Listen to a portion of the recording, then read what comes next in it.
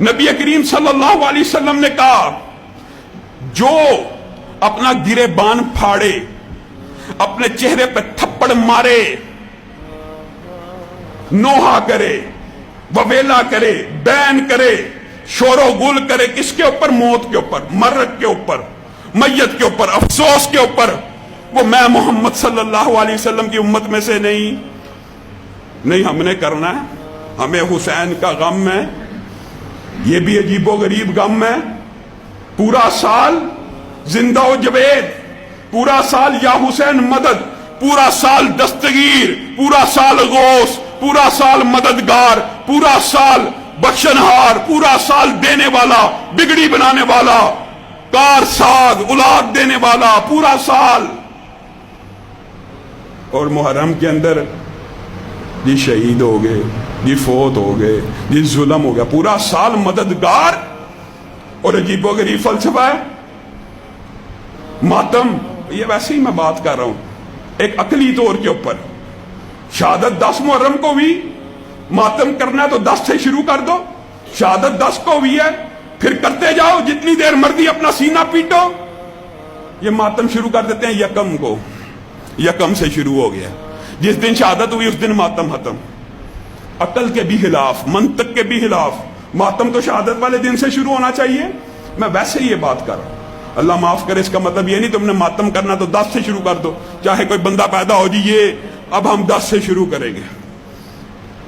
نبی کریم صلی اللہ علیہ وسلم نے کہا کل قیامت کے دن نوحہ کرنے والیوں کو، اس طرح گریبانوں کو چاک کرنے والیاں، چہروں پہ تھپڑ مارنے والیوں کو اللہ تعالیٰ تیزاب کے کرتے پہنائے گا، خارش اور گندک کے کرتے پہنائے گا۔ بتائیے، نبی کریم صلی اللہ علیہ وسلم نے عام الحزن کا اعلان کیا تھا نا۔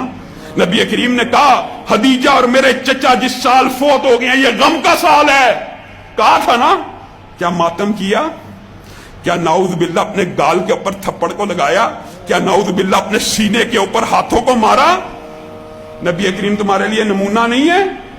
حضرت ابراہیم کی وفات کے اوپر نبی محترم کی آنکھوں سے پانی بہ رہا ہے۔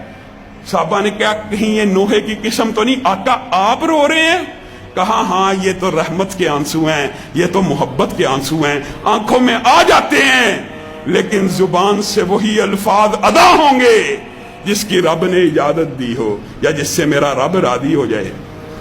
نبی کریم صلی اللہ علیہ وسلم نے کہا میت کے پاس آسمان سے 2 فرشتے نازل ہوتے ہیں، اور بعض روایات میں 2 کا ذکر نہیں ہے، فرشتے نازل ہوتے ہیں۔ جو بندہ کہتا ہے نا میں برباد ہو گیا، فرشتے کہتے ہیں آمین، اللہ تجھے برباد کرے۔ میں لٹ گیا، فرشتے کہتے ہیں آمین، تو لٹ جائے۔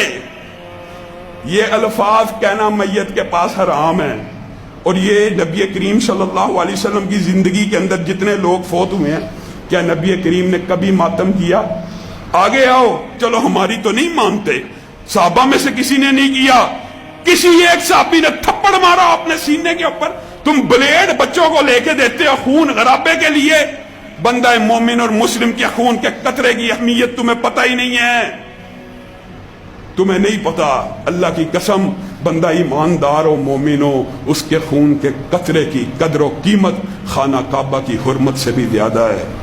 تم بلیڈ مارو، جو مرضی کرو۔ حضرت علی نے کہا جس نے نوحے کے اندر، میں نہیں کہتا نہج البلاغہ تمہاری کتابوں کے اندر لکھا ہے، حضرت علی نے کہا جس نے نوحے کے اندر یعنی غم کی شدت کے اندر اپنی ران کو ہاتھ مارا، حالانکہ یہ ہاتھ مارنا کئی مرتبہ بے اختیاری سے ہو جاتا ہے، انسان کسی مشکل میں پھنسا ہو، انسان ایسے ہاتھ مار لیتا ہے اپنی ران کے اوپر۔ حضرت علی نے کہا جو غم کے موقع کے اوپر، نوحے کے موقع کے اوپر، ماتم کے طور کے اوپر اپنی ران پہ ہاتھ مارے گا، اس کا رسول اللہ صلی اللہ علیہ وسلم کی شریعت سے کوئی تعلق نہیں۔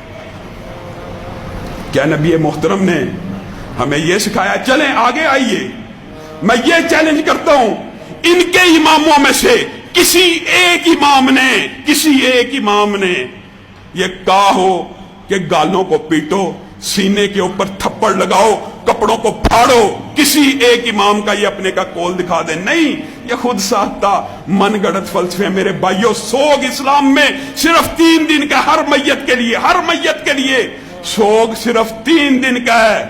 کیونکہ یہ نظام دنیا ہے، ہم مسلمان ہیں، ہمارا عقیدہ یہ جو چلا گیا یہ ایسی منزل پہ پہنچ گیا جہاں ہمارے سے ملنا ہے، ملاقات ہونی ہے، معاذ اللہ. ہمارا یہ عقیدہ تو نہیں کہ جو مر گیا وہ ختم ہی ہو گیا، ساری زندگی اب ملنا ہی نہیں. ہاں جدائی کا غم ہے، 3 دن کا میت کا سوگ اسلام میں اجازت دی. واحد ایک ہستی ہے خامند، جو مر جائے تو اس کی بیوی کو کہا نہیں تیرا سوگ 3 دن سے زیادہ ہونا چاہیے. اس کی وجوہات کچھ اور بھی ہیں، لیکن تیرا سوگ 4 ماہ 10 دن ہونا چاہیے. وجوہات بھی محدثین نے بیان کی ہیں. وجوہات یہ ہیں، ایک تو استبراء رحم ہو جائے.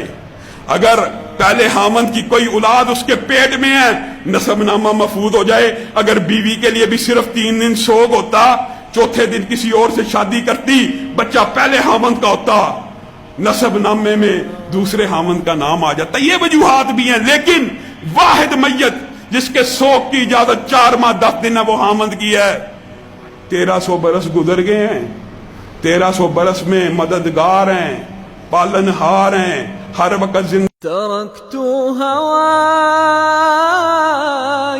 تركت بضاعتي دنياي، تركت هواي.